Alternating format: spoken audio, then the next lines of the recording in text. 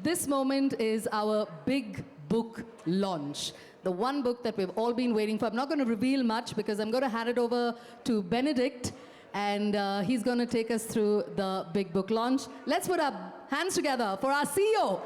Benedict, could you kindly come up and take over? Thank you so much. Thanks, Melody. Ladies and gentlemen, this is a big book launch. Why is it called a big book launch? This book is being launched at Bangalore Business Literature Festival. And we have Dr. Mashelkar. He doesn't need introduction. He's one of India's brightest scientists. How he's different is that he's a scientist come entrepreneur. He brings in an entrepreneurial mindset into CSIR, and CSIR today is one of the very effective, impactful organizations. Thanks to him. Otherwise, we don't have much of an opinion on Indian labs. They don't produce enough. But he's transformed CSIR into world-beating organization. Thank you so much for launching the book here, sir. Please. Big book launch today is on this book called Exprovement, Exponential Improvement Through Converging Parallels. I'm sure most of you wouldn't have heard of this word, Exprovement. Neither did I until I saw the cover of this book. I'm not going to take much time. This is Rishi's session. Professor Rishikesha Krishnan, Director of IMB. He was previously the Director of IIM Indore. He's one of the youngest directors of IIMs. He's brought on a lot of reforms in business school education. And he's an author himself, and I'm prodding him to write his next book. His last book was 4, 5 years or 6 years back. So over to you, Rishi. Hey, good afternoon, and good to see all of you. Good to see the energy back into the Bangalore Business Literature Festival. And Benedict didn't mention any of the important things. One of the most important things is that I've known him for, I don't know, 15, 20 years now, several years, ever since he started Management Next. So I've had the pleasure of working with him. So to me, that's the most important thing about our relationship. And also, I've been involved with several of the fests along the way as jury member and similarly meeting authors and so on. So it's a real pleasure to be back here today. Today is also an important day because this is the 30th anniversary of my knowing Dr. Mashelkar. So I first met him when I was doing my PhD, somewhere in 93, 94. I don't remember the exact day, but it's 30 years now. So I was just thinking this morning how wonderful it is that we're getting a chance to meet on this platform. It's also, I think, a great testimony to the fact that Dr. Mashelkar remains as sharp and energetic today as he was 30 years ago. And that's reflected in all the interesting and exciting books he's writing, all the talks he's giving, and many other things that he continues to do. So particularly for all of us here, I think you youngsters as well as all of us who are in a slightly older age group, I think Dr. Mashelkar is an excellent role model for all of us to look up to. So thank you very much, sir, for being with us. Hersh, of course, is on the younger side, but that's also good. So we have a nice balance here. Okay, so of course the first thing that strikes you when you see this book is the title. Because you find a word which you probably haven't heard of before. And I didn't check, but I don't think it's in the dictionary either. So I think let's start by finding out from both Dr. Mashelkar and Hersh, what does exprovement mean? Dr. Mashelkar, would you like to start? Yeah, sure. I think before I respond to you, my apologies. I'm suffering from severe cold, cough, temperature. I've just pumped up some tablets so that I could perform here. So my apologies. My voice has also broken, so please bear with me. That's the first. The second is Bangalore Business Literature Festival. It's a special honor, special privilege to be here amongst you, so thank you so much. The third is I'd invited a number of my close friends, some of them with such great eminence, and I see many of them in the audience. I want to thank you for making time. And finally, because we may not get into it a little later, whereas we too have been credited for this particular book, and it is incredible. My co-author is less than half my age. I'm 81, and he's 40, by the way. So it's a very unusual combination. But one individual who has contributed enormously to this is Gitanjali. And we had shown our expression by saying a very special thank you to Gitanjali, whose meticulous research, and where is Gitanjali? Can you stand up, please? Yes, yeah.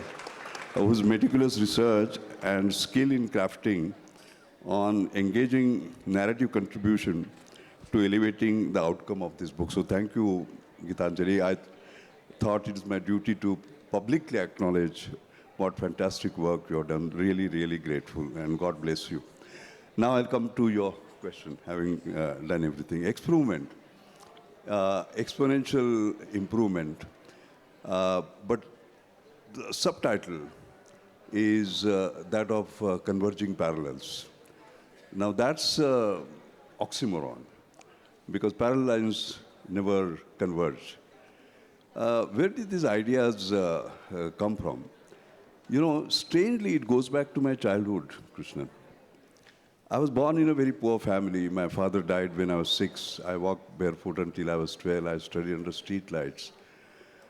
And I remember my mother struggled to get 21 rupees to move me from a municipal school to a secondary school. And it took 21 days. And all admissions to good schools were closed, and I ended up in a poor school. But that poor school had rich teachers, you know. And one of them was Bhave sir, and he taught us science. And he did not believe in chalk and talk. He believed in learning by doing, learning by seeing, learning by observing, and so on. And one of the experiments that he did, one of those days, was a game changer for me. You know, there are wow moments in your life. So what he did was that he took a convex lens and he wanted to show us how to find the focal length. So he had a piece of paper in one hand. He had this convex lens, and he moved it up and down. And when the brightest spot came, he said, this is the focal length. And then he held it for some time, and the paper burnt. And then for some reason, he turned to me and he said, like this, Mashelkar, if you focus, you can achieve anything in the world. And that did two things for me. The first was that you focus and you can achieve anything. That gave me the philosophy of life. But I said, science is so powerful, I must become a scientist. But Rishi, as I moved forward, I saw more in it, because the convex lens, the sun's rays are parallel. And the property of parallel lens is that they never meet. And what does convex lens do? It makes them meet. That is where I started thinking about convex lens leadership, for example. The country needs convex lens leadership today, race, religion, language. In my own way, I started using it. You talked about the CSR transformation, 40 labs, not talking to each other, getting them together. And that is how it became one of the top 10 achievements in science and technology in Jan Narika's book, you know, and so on. But later on, this particular idea that making things converge, which don't normally converge, can create the magic, was something that struck my mind. That was one. And the second point was that I was Sir Louis Matheson Distinguished Professor at Monash University, and I used to give lectures on serendipity. You know, the breakthroughs that take place because of accidents. And then I said, why not organize serendipity, so as to say? Again, a contradiction in terms. And when I was doing that, I actually used to sort of use certain quotes. And one of the quotes was that the unobvious connection is more powerful than the obvious one, basically. So that is where I came from in order to create that exponential sort of effect in terms of exponential. So the basic idea is not 10%, 10x. 10 times better, 10 times cheaper, and a game changer.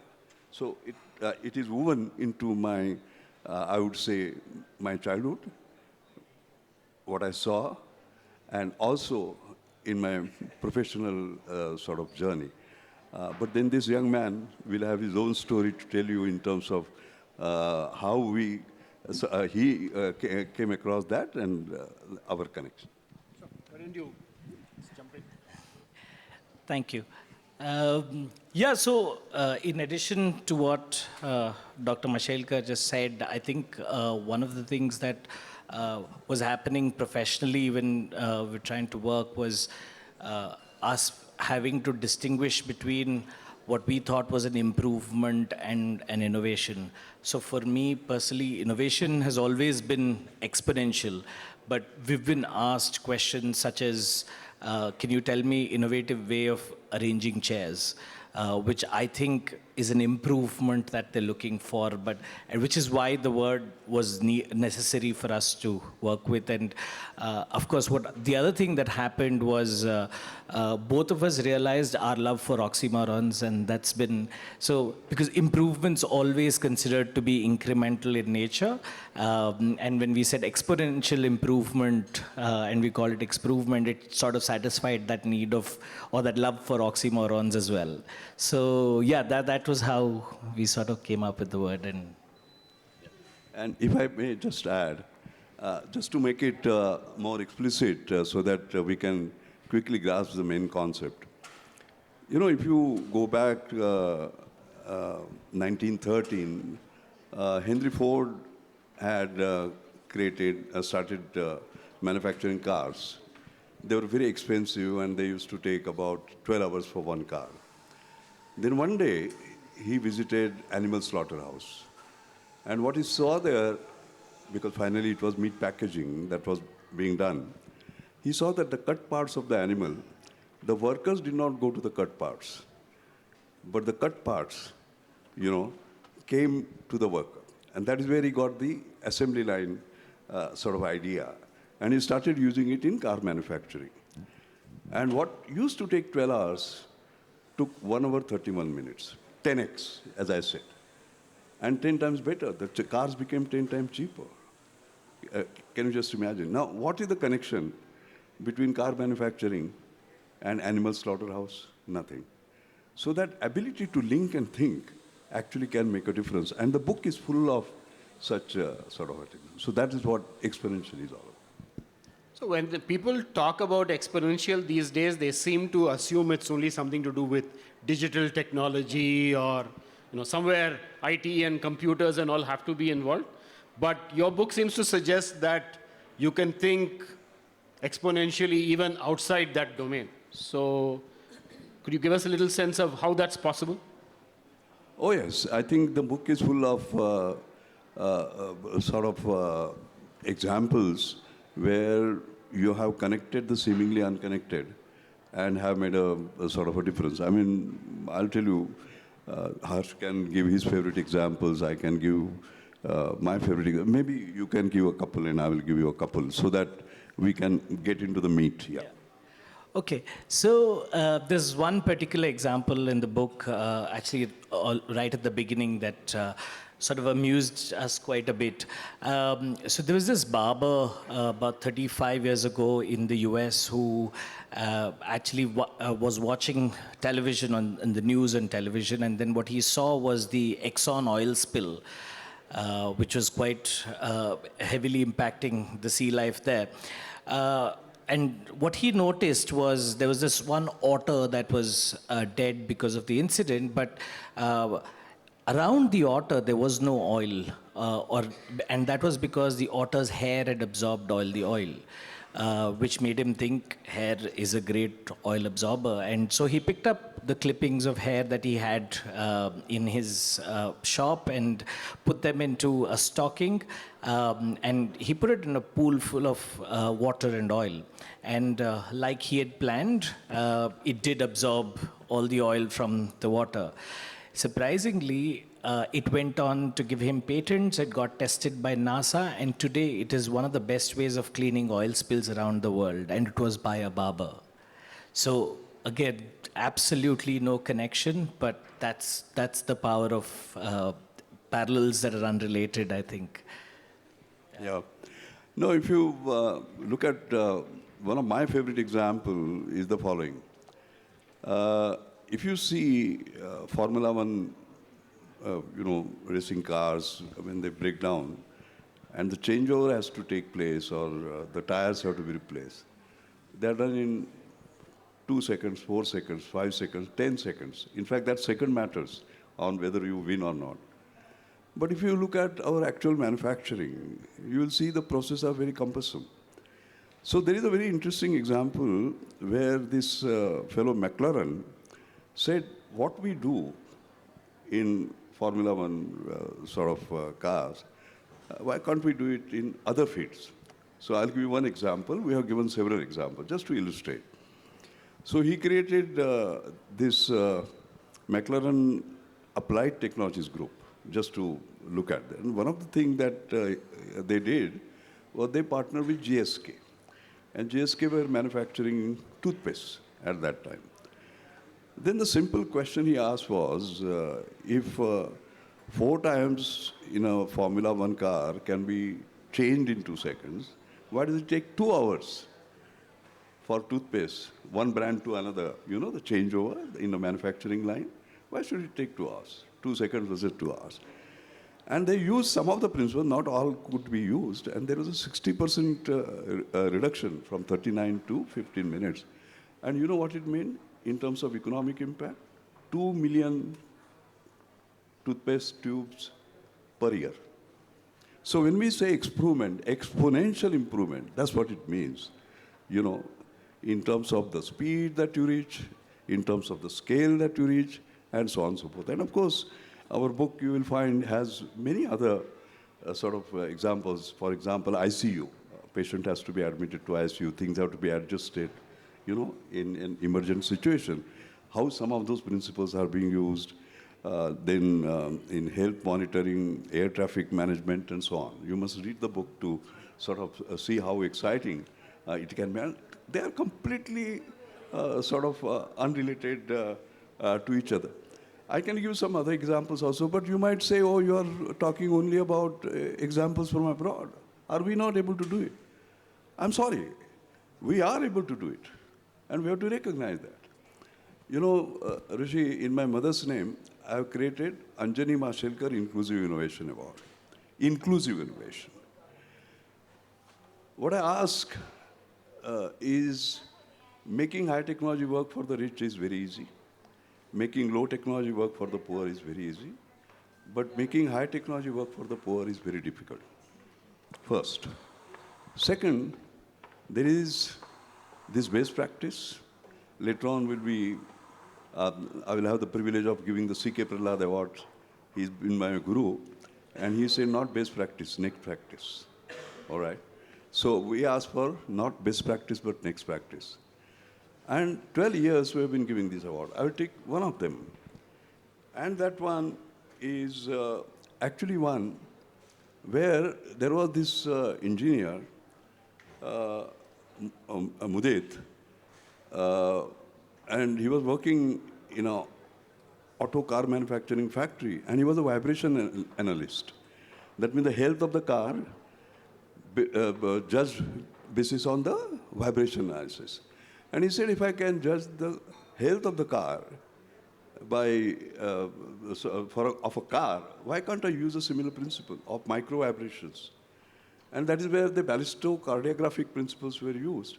So what he has done, he has created an IoT sensor-based system, around 20,000 rupees. You just put it under the bed, and remotely it monitors your 7 very vital parameters with medical accuracy of 98.4%. All right. And all remote monitoring. And what happened, I give one award of 1 lakh every year, but in COVID time, I did 2 awards. One for COVID, one for norm. And this one was for the COVID. What has happened to that now is that just look at the change that it does. Nurses, I remember I was down with COVID, nurse will come every 4 hours, waking me up and taking measurements, nothing doing. There is a continuous monitoring. Also, there is AI, artificial intelligence. So therefore, when the doctors take round in the morning, they start routinely, room 1, bed 2, etc. No, it tells you out of 30, which are the 2 who are going critical, and lives have been saved. Now, this is US FDA certified, all certifications, and in fact, CDC of UK has ordered 55,000 of them. These are getting used in. Now, you can just see what is the difference between the vibrations of a car and this. He was able to correlate. So in India also, this is happening. I must emphasize that because bulk of the time, we are very keen, Newton's, Einstein's of this world, etc. Our young people, and these are all young people, by the way, who are sort of making that difference. So I thought I'll give you these, 2 of us will give you these. Hersh, anything you'd like to add to that? Yeah, multiple stories, but I can do another one. Just give another one, yeah. Yeah. So there's another story of, I don't know if many of you know of or have seen a sticker over pizza boxes that helps you tell you if it's cold or warm or hot, right? So this thing is made, the sticker itself is made of something called thermochromic ink, which sort of changes color when temperatures are changed.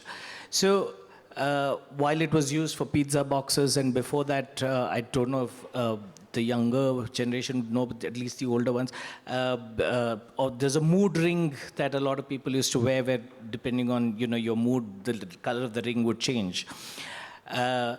This went on to be used in something that's completely off anything that was aesthetic or just about telling you temperature. So there's this company that actually put it on a sticker, multiple dots of it, which is pasted on a woman's breast and is able to detect breast cancer at a very, very early stage.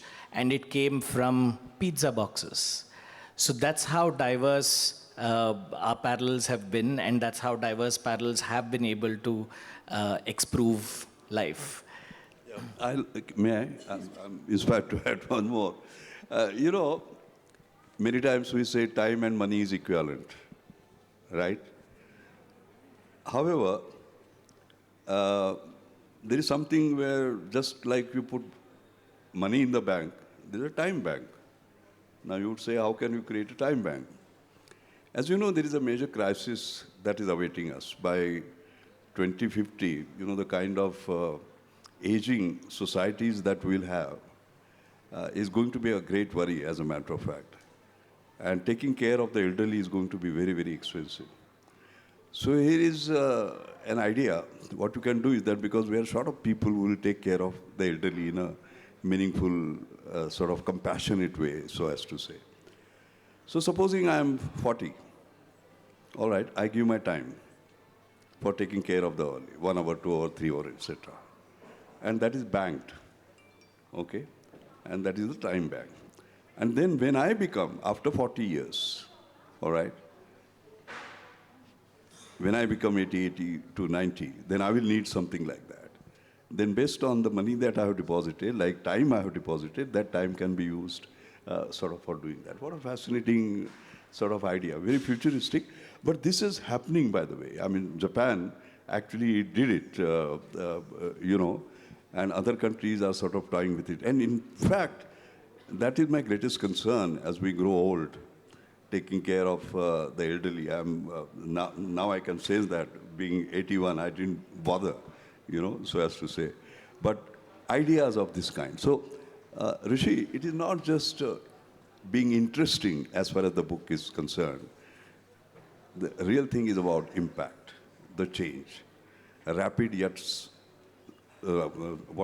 sustainable transformation that you can get through these. Yeah, but Dr. Mashelkar, how do you find or go looking for these parallels? You have reported all these wonderful examples where people, for example, the Children's Hospital was able to take inspiration from F1 racing, or several examples like that. But how do you know where to look, or how do you go and find them? Would you like to answer? Sure. I'll add my own. Okay. So I think it's everything you experience and how you're able to connect it back to the problem you're trying to solve. It's just that, the world by and large, and so our mind, is running in divisions of industry, of, am I at work or is this my personal time, and so on and so forth. But yeah, the real essence is if you're able to sort of connect those pieces. Like there have been times where I have solved problems because of a dream that I've had, and also comes from my previous experiences, obviously, of what I have seen around me. So, yeah, I think it's just what you can get yourself exposed to and how you're constantly looking to make that connection happen. Yeah. I'll tell you what Hersh has said is right, but I'll also tell you my own perspective. You know,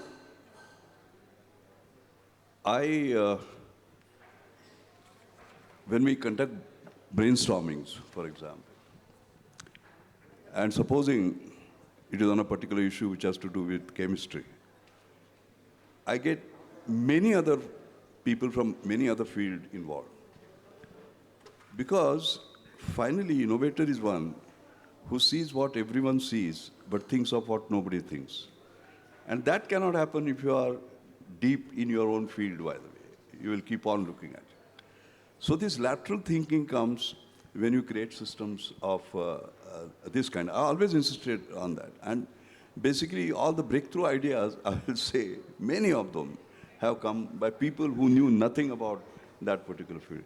It's very interesting. You know, I got on the Microsoft External Research Advisory Board. So when the invitation came, I say, I know nothing about computers. Honestly, really nothing in capital letters. But what Bill Gates said was very interesting. That's why we want you to be there. Maybe you will bring a completely sort of a different perspective. So it is that, and that ability to do sort of a lateral thinking. Our educational system is a big challenge in this particular case, because learning by rote, rather than learning by doing or learning by creating or learning by co-creating, that's the problem. Baba Vakyam Pramanam, basically, you know, ability to challenge, that becomes a problem. So I have done many experiments in my life. For example, when I was director of National Chemical Laboratory, I created what was called as a kite flying fund. 1% of my budget reserved for ideas where chance of success was 1 in 100. It was gambling. It was actually giving a message that you are welcome to fail. When I became Director General of CSIR, 40 labs, I didn't want to call it Kite Flying Fund. I call it New Idea Fund. Why? Because Parliament was just 1 kilometer away, and they would say public money is being spent on kite flying. You know, Parliament question, I didn't want that. And really breakthrough ideas came, basically. And the most important thing that happened was that, and Dr. Shukla is here, Professor Shukla is there. He was a part of the CSIR team. As you can see, the way laboratories in completely different disciplines interacted and we were able to create breakthroughs in terms of new ideas was absolutely incredible. And then we created this New Millennium Indian Technology Leadership Initiative. Because when you lead, you're not following.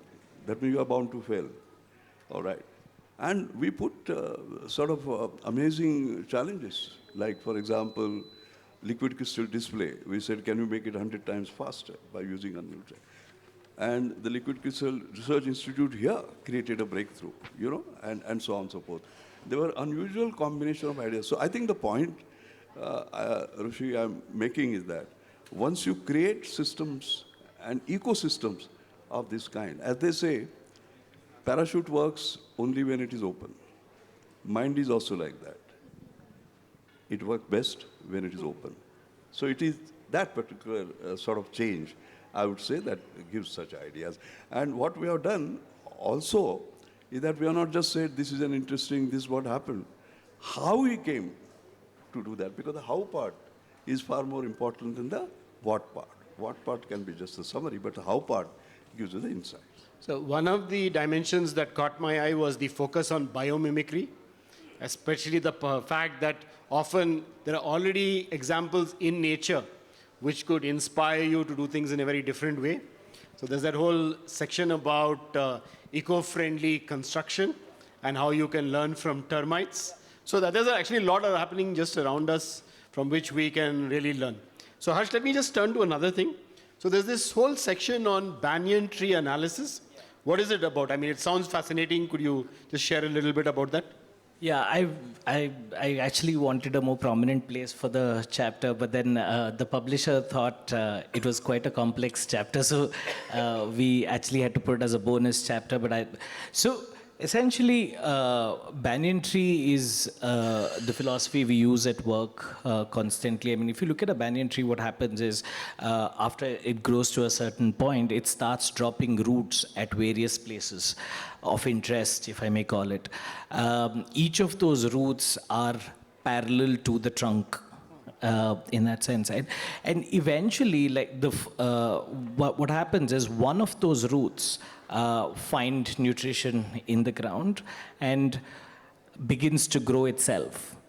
And now, if you look at it to the next dimension, or a little more in detail, the further away the parallel or the root, it is more likely to find newer sources of nutrition, and so more likely to be something more disruptive than the first one. So a slightly complex thought, but that's in a gist. Sounded simple enough when you spoke about it just now. I don't know how easy it is to do in practice. Dr. Mashelkar, anything you would like to add to that? No, I think it's a great idea. In fact, one of the most significant chapters is that particular chapter, because when we talk about growth, again, we don't want incremental growth. We want exponential growth. But when we talk about growth, we want sustainable growth, so as to say. So both these aspects, being radical, being exponential, and being sustainable over a long period of time, they are very well captured in this chapter. So we have a lot of young friends here. How can they all develop this mindset to embrace Exprovement as a philosophy, as a practice? Hersh? Yeah, so I think I could talk about a few examples in how we went about it, and hopefully that'll help. And also there are some tools that we use, which I can... so to give you some examples that we have seen, one of the products that came out of our lab, essentially what we call perivision. So I had met this lady who has a form of glaucoma, which essentially tunnel vision, gives you tunnel vision. So I was sitting across the table from her, and I asked her, how much of me can you see? And she said, that much and that much, as much as a passport photograph, essentially. And I said, that's all? And then she said, yeah. And then suddenly I thought, you know, a couple of minutes ago, she was showing me landscape images on her phone. And I said she could see a whole landscape there. So I pulled out my phone, switched on the camera, I gave it to her and said, look through this and tell me how much can you see? And she said, that much and that much. Because essentially the camera was seeing for her, but she was just seeing the screen. So that was a very quick parallel that happened for us. And that became a product that we went on to develop for this particular issue. I mean, and the smaller problems, right? Like, for example, every time you talk about space constraint as a problem or accommodating too many people, now, one of the other products we've developed at the airport, at any airport, if you see one of the choke points at an airport is the handbag X-ray machine, because it's the slowest of the processes. Now, and if airports need more throughput, they just have to expand the airport so that they can have more X-ray machines. I mean, this was a very, very straightforward parallel to draw, right? I mean, we've been going vertical for I don't know how many years now. So we actually developed the world's first stacking X-ray system where we were able to stack multiple of them at multiple heights, I mean, you know, one above the other, and get a lot more throughput in the limited space that they had. And luckily, airports don't have a constraint on how high the ceiling is. So that's another parallel. But in a sense, from a very tool standpoint, if you can go back to the core of what you're looking to address. Like just another example where the parallel was easier found. This was for a heritage hospital in London that wanted to scale up but was concerned they'll lose quality. This was about 15 years ago, I think. Yeah, I mean, these guys wanted a solution, and when we worked with them, we said, okay, so who is it that does large scales and still maintains great quality? One of the things we found is large supermarkets do. And so we'd taken a 6-member senior management team off the hospital to a supermarket's back-end operations. And they started looking at how these guys are managing quality. What they found was that they were doing everything through barcodes. So what you see now as, the wristband that you get when you go to a hospital with barcode on it, and then all your test reports have barcodes on it, that is what they came up with. So that is one simple way of doing it, which is, just finding who else solves this problem no matter where they are. How do you inculcate that mindset, Dr. Yeah, Mashelkar? in fact, as a coincidence, what has happened is we had this G20 higher education summit in Pune, and I was asked to give the valedictory. And somehow or the other, problem solving came up at the top as being the most critical skill that we need in higher education. Whether it is your Manipur or whether it is a broken car or whatever. And how do you come out with not just solution but multiple solutions. So they asked me to write a paper on that, and I have written a paper on problem solving, where I have given some 10 sort of basic skills that we need to nurture. Then what are the changes in the pedagogy that we need to make? What kind of teachers we need to sort of move? It will just appear next month, and I'll make the copies available. Now, within the 10 tenets of problem, because all that we are talking about is problem solving, isn't it? So this entire issue of analytical thinking, where you can sort of break down a big problem into small ones, critical thinking, lateral thinking, which is part of this basically, and so on and so forth, including use of technology now. I mean, ChatGPT has an answer for everything, and so on and so forth. So how do you sort of use this field experience, brainstorming that we just now talk about, and so on and so forth? I've dealt with that. Now, one of the fundamental problems in India in the exam is that there is a single question and there is a single answer. First thing we need to break down is that, for example, this book is full of that, isn't it? I do an experiment. I mingle quite a lot with young people. And I'm president of Jnana Prabodhini, which is one of the most innovative and creative educational institutions. So one day I did an experiment, it's very interesting. I had half a glass which was half filled, okay? And I went around and asked the children, I want to empty it out. I want to take water out. How would you do that? First answer was obvious, pour it. Second was a bit mischievous boy, he said, break the glass. Third said, put it on the terrace and evaporation. Fourth one said, put a tissue paper, capillary action. Fifth one, remember the crow story, you know, these stones, pebbles and so on. And I actually saw that until 8, 9 ideas came, and after that they started slowing down. I said there are 42 ways of doing it. Okay? And I said by evening, 6 o'clock, and I gave my email ID, and their teachers were there, and I said 3 prizes, 5,000, 2,500, and 1,000 for the most correct answers. You will be surprised. There was one girl who sent answers. They said, sir, you asked for 42, here are 43. They were not correct, by the way. Many of them were duplicated. But what I'm saying is that you provoke that idea among the young people. You challenge them, and you do that. We don't allow that. Questioning, curiosity, wild thinking, crazy thinking, actually can lead you to that. So you can create, these have to be the transformations in our education system. Benedict, I have one last question. You have a question? No. There is time for a lot of questions, Okay. for public questions. Before that, I thought we'll do a formal launch. We should have done early, but we'll do that and open it out to the audience. Sure. Yeah, I have one last question. We'll come back to that, then we'll open it up. Yeah, sure. Yeah, we'll do a formal launch. What does a formal lunch mean? Launch. What does it do? Means we stand and launch the Okay, book, fine. What's involved? Okay, take fine. picture. Yeah, fine. And I invite Professor Raghunath to do the formal launch for us. Yeah. Just volunteers, very volunteers.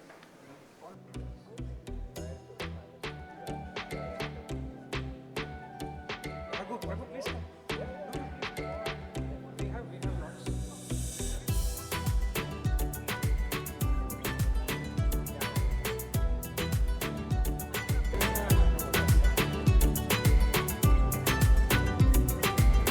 Please give a big hand, ladies and gentlemen.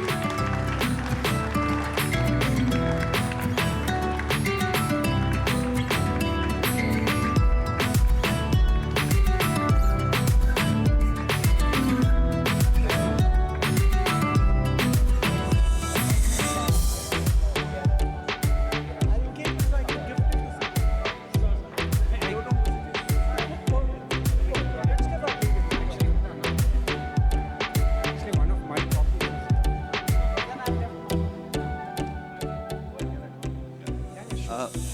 I might say something. Just want to say something. You know, this book was launched on 24 April in Pune, by the way. And of course, because of the timetable that we have, we are doing it here. But I have the good news. In last 4 months, this has been the 4th print that has been already taken by the.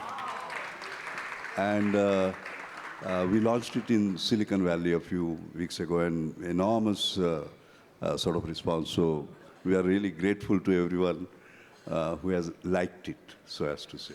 Thank you. So Dr. Mashelkar, I want to take off on the last point you made because that leads me directly to the next question.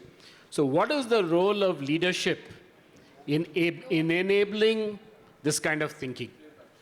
What does the leadership have to do to enable people in the organization or in the institution or wherever to practice exprovement? Yes, let me, I like to talk from the book of my life, so as to say. My own experiences. I've been associated as board member of Tata's, Reliance, Hindustan Lever, and so on and so forth. And I've seen great leadership there, basically. Let me take Reliance, for example. I've been on the board for 17 years. And I've seen the urge for exponential growth as well as exponential thinking, all right? In fact, it has been an exponential inspirator. I mean, if you just see their growth, their first billion took 15 years. Next 15 years, they did not double up. They went from 1 to 10 billion. Next 5 years, they did not double up. They went from 10 to 100 billion. And next 3 years, 100 to 250 billion. And I can tell you the way things are going, they will be $500 billion, not too distant future, that exponential growth. But it comes from that exponential mindset. A fellow called Mukesh Ambani, incredible. There is a Reliance Innovation Council of which I used to be the chair. And we have created what is called as a Reliance Innovation Leadership Center. And you have visited that sort of office.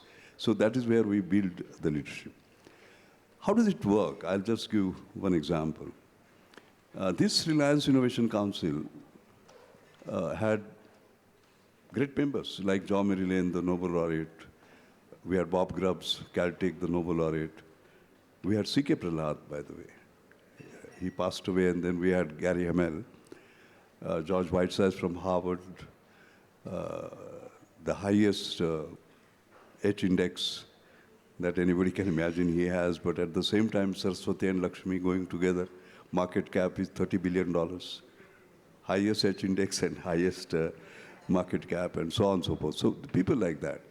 And we used to discuss quite a lot about building the leadership, etc. one day, I remember Mukesh and I were talking, and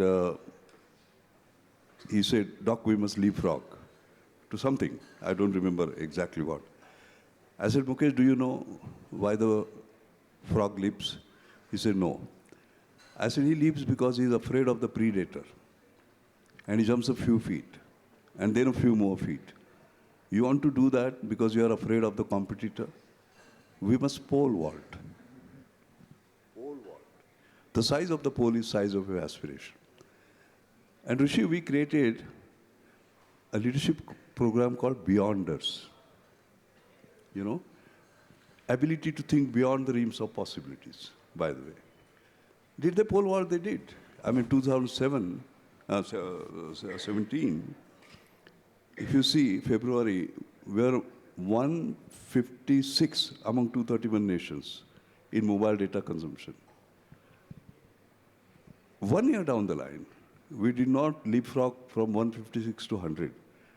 We pole vaulted to number 1. And we are still number 1.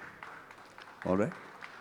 And that has made the difference. 4 rupees per GB and voice free and almost 500 million customers and so on and so forth. Now, in that particular process of leadership, you know, whenever you are growing exponentially, there will be certain roadblocks. There will be certain inhibitors. And therefore, how do you get rid of those inhibitors and do things despite becomes very important.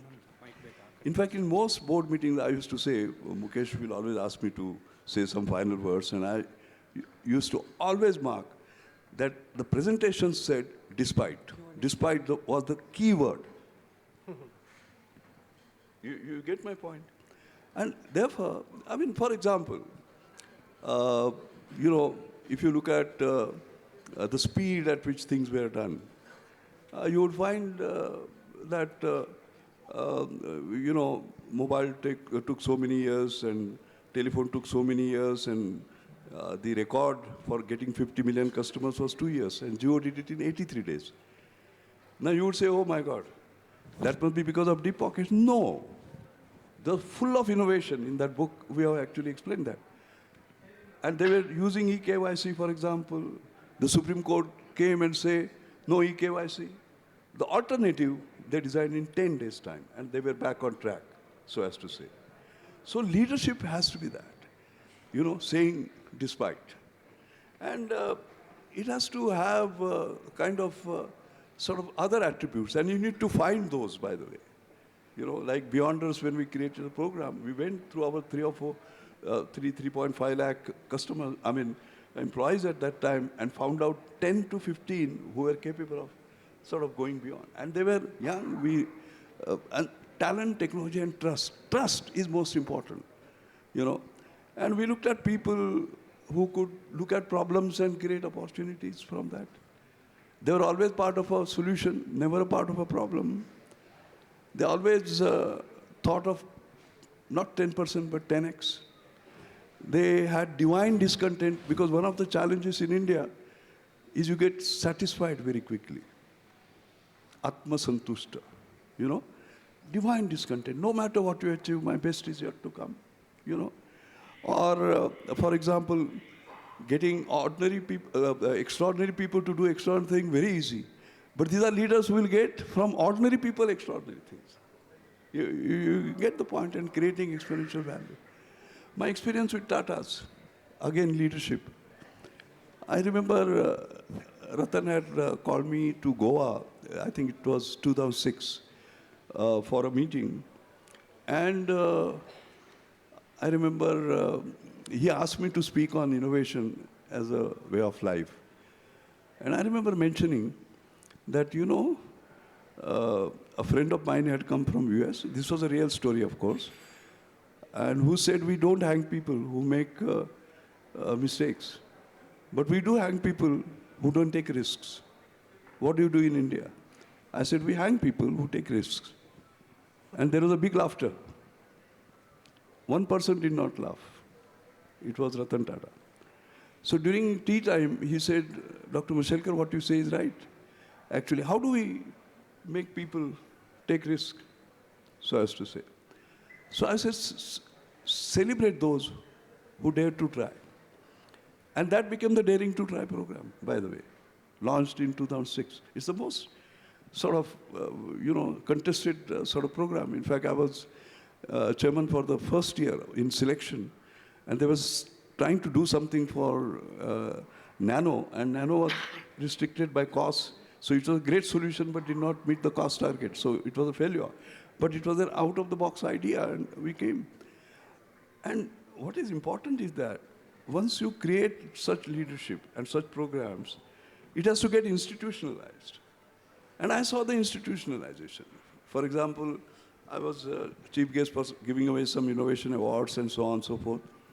And when I entered, I saw 3 stalls. The first stall was, yes, we have done it. That means we had a hoary target and we achieved it. The second was, yes, we are at it. And the third was, we tried but. That's the first time we saw failure being proudly displayed and said, we tried.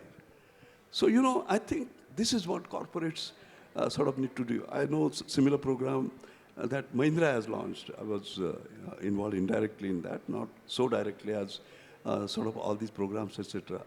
So that kind of leadership thinking beyond the realms of possibility, not always thinking what is, but what could be. I think that is what is required. So Hersh, anything you'd like to add on how can you go about making this mindset more widespread? Yeah, I think one of the simplest things, and actually by the time I said, you would have already realized the diversity that we bring in, because he's at the policy at the big picture level and I'm the doer level. So that diversity itself is, and I'll tell you an example of that as well. But to answer your question, one part of it, I think the simplest thing to do is to break the boundaries of divisions. Right? I mean, what does an engineer have to say about marketing and sales? I mean, that's a simple thing to do from that point of view. What does a janitor have to say about design? It can be anything. So that itself is a really, really strong start, in my opinion. But for my second point, to answer your question, and also to tell you how this parallel came together or converged. So this is about 13 years ago, I think. I was back from the UK after my studies, and I was here for a holiday, and I wanted to know what I can do to, what sort of innovation work's happening in India. And I started looking up on the internet saying who's talking about innovation in India. And of course, one of the names that popped up is his. Being the optimist that I am, I said I'll look for his email address and cold email him. And that's exactly what I did. I cold emailed him. And I mean, people at his stature do not respond to random emails, I mean, let alone responding in the hour. And in the hour, I had an appointment from him saying, okay, you can come down to Pune and meet me. And that is the other aspect, right, of welcoming a new direction that might pop out. And then to take that a step further, I met him. We spent about an hour and a half or 2, I think, discussing my work. And he said, you know what, Harsh, this kind of work's really needed in India. If you start something like this here, I'll back you up. And that was a decision taken in the next hour and a half. So, just being able to welcome something different. I had also met other people who said, oh, you're either born with it or not. And I said, no, I've studied it, I've learned it in school. So yeah, while he said, we should start something like this and I'll back you up. So, and ever since, we have sort of, he's been helping in whatever we can. We bounce off ideas each other. And I do get a very, very different perspective from him. And that's what you'll see in the book. So the book's able to cover the really large picture because of him and the doer perspective because of me. So that combination is also something that helps. Can I add? That's a wonderful combination. Yes, Dr. Yeah, I can add something to that. When I was director of National Chemical Laboratory, I had the reputation of being a why not director. Normally, when somebody comes to you with a new idea, you would always ask why, and so on and so forth. I was, why not? And that gave results. For example, you know Hirvani very well, right? Hirvani came to me, the year was 1990, 1 year before liberalization. And he said, sir, there is this World Bank consultancy contract. They are asking for reforming 2 of their chemical research institutions in Nanjing and Suzhou. Should we apply for it? We had never done it before. All right. And I said, why not NCL be a knowledge-based consultancy organization? And I said, let's do it.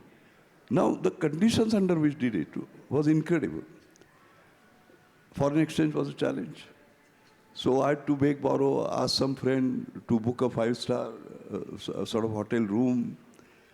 Translation was a problem. So I talked to the ambassador Raghunath and got one Mr. Ralte, who was a commercial attaché, as so all constraints.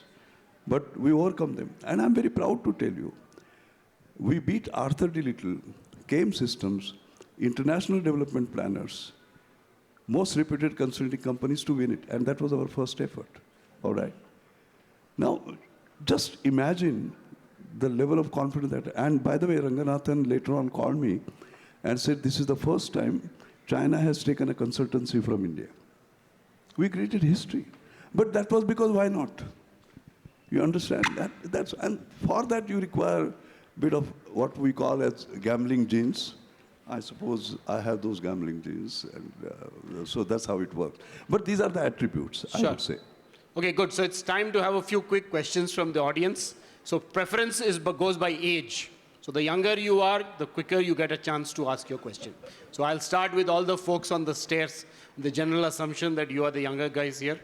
So any of you, if you have a question, you get first to go. Yeah, wait, just hang on. Let's give them a chance. Otherwise, you know, these... Come on, guys. This is a challenge to all of you. You have to ask Dr. Mashelkar a challenging question. Anybody? No, you're not that young. We want some younger guys. Yeah, just hold on 1 sec. Yeah, we are coming. Just giving them a chance. Yes, yeah, okay, good. Let's give it a try. Good afternoon, sir. So my question to you is, as we are talking about exponential growth, but to have an exponential growth in something, you need to have substantial amount of something with you. That's what you will tend to grow. How do we as students get that substantial amount of resources? How do we get that, get a base to grow? How do we go through our success stories? How do we start it? Well, it is not always the resource. It is resourcefulness. That's what you require. All the great stories that you hear of everybody who has become kind of a billionaire and trillionaire, you will find that they had a sort of small start. It requires confidence. All right. I remember, because I give a lot of anecdotes because they're the best way of conveying. I remember once we had this dinner cum discussion with Bill Gates in Delhi. That was organized by Ravi Venkatesan, and we had Nandan Nilekani, then Arun Maira, and a host of other people attended that, about 5 or 6. And I remember Bill Gates mentioning about his experience. He was invited for Harvard commencement lecture. And he said that I declared myself to be the most successful dropout from Harvard, which he was. And then he narrated something that happened when he was 18, 19. He said the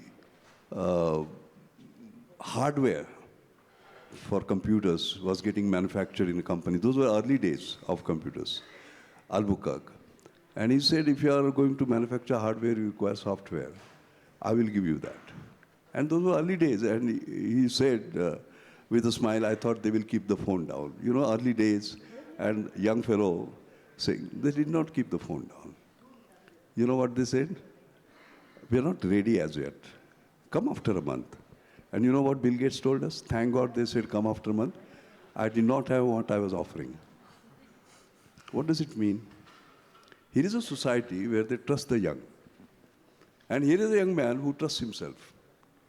Talent, technology, and trust. You have all the talent. You have to have technology. You have to have the trust. I think that's... Okay, next question, there's gender preference. Any women asking a question, you get preference. Then we'll come to the gentleman there. Hello, sir. I'm Gauri from Narsi Monji. As we're speaking of dropouts, I would want to know, because we're all college students, we're all having different visions in life. What was your ideology as an undergrad when you were pursuing your UG degree? What was your vision towards your career or towards your profession? We would very much want to know that. Well, I had one simple, dictum in whatever I did. Work hard. But work hard in silence. Let success make all the noise. I do work 81 now, but 24/7, day after day, week after week, month after year. Secondly, this lesson came to me from Professor Sena Rao, by the way, our Bharat Ratna. He has been my guru. And I want to carry that lesson to you, by the way. The lesson is the following. I became fellow of Royal Society, FRS. You know, after Nobel Prize, among the couple of great honors, this is considered as one of the highest. To give an idea, I'm an engineering scientist, and in 363 years, there have been only 3 engineering scientists from India who have become fellows. One of them was Bangalore, Rudham Narasimha, he's no more. Second was, is my guru, Professor Sharma, and third is myself. Okay? Great honor. You sign in the same book that Newton signed, by the way. Amazing. I called Professor Sharma, Professor Rao, and told him, sir, I've become FRS. I thought you will applaud. Not bad. So I was very disappointed. Then similar honors came, American Academy of Arts and Science. From 1760, only 7 Indians, I was the 7th. Called him, not bad. Then I said, 3rd and 7th doesn't work. I became the first from India to become US National Academy of Inventors. So I said, first is going to work. I called him. Not bad. Then I got upset. I said, sir, what do I have to do to impress you? What he said, I want to leave that message to you. He said, he calls me Ramesh. Ramesh, you are climbing on a ladder of excellence, which has no limit, excepting the limit you put on yourself. What does that mean? No matter what you achieve, you have to say, my best is yet to come. So my advice to you all is, every day in the morning when you get up, you have to say, my best is yet to come. And today is going to be the day where it is going to come. Whether you are 18 or 88, you have to say that. I do that. And I have done that. No matter whatever it is.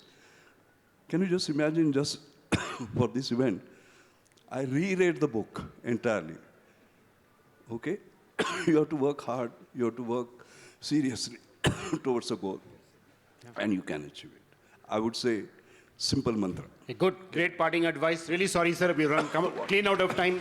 Benedict is going to kill me if I allow you to ask the question. So you just, so thanks a lot. On a note of best is yet to come, we close this session. Great session, sir. Thanks for making it all the way from Pune, although you're not that well. Thank you so much. I request Sharat Sharma, the founder of iSpirit, to give away the hampers and token of appreciation. He's a pioneer in, for the youngsters. So go and research what iSpirit is.